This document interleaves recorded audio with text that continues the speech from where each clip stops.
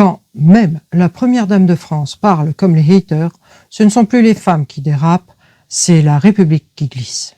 Sale conne. Insulte composée, adjectif plus nom féminin. Insulte sexiste, souvent utilisée et banalisée, y compris par des femmes.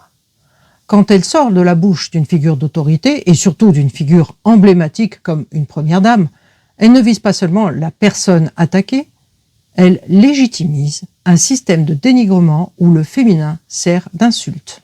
C'est encore une fois un mot du patriarcat qui passe par la bouche d'une femme. Alors analyse du coup.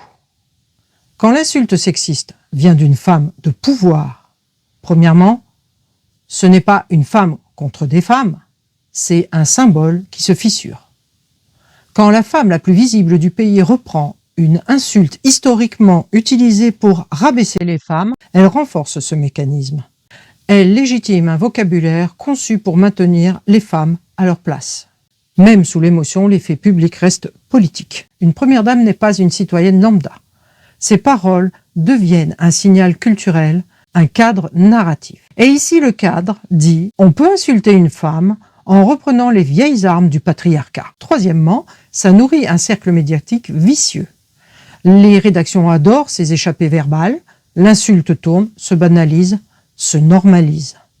Le public comprend alors, même elle se traite comme ça. Et le vieux mythe persiste. Les femmes seraient toujours des garces entre elles.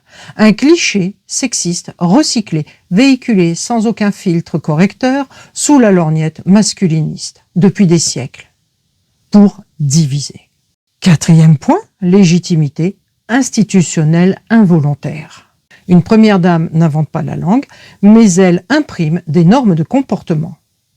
Ici, elle valide malgré elle la violence verbale contre les femmes par une femme de pouvoir. Ma note personnelle.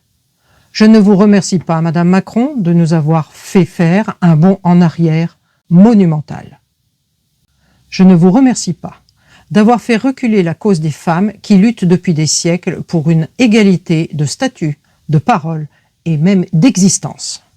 Et je ne vous remercie pas de trahir les belles promesses de justice faites au début du quinquennat. Vous avez été la cible d'une campagne haineuse qui remettait en cause votre identité même, et des femmes vous ont même défendu. Comment pouvez-vous aujourd'hui reproduire la violence du patriarcat contre ces mêmes femmes qui vous ont défendu? Bref, cette insulte est indigne d'une femme.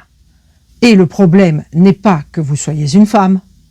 Le problème, c'est que vous ayez oublié ce que ça signifie.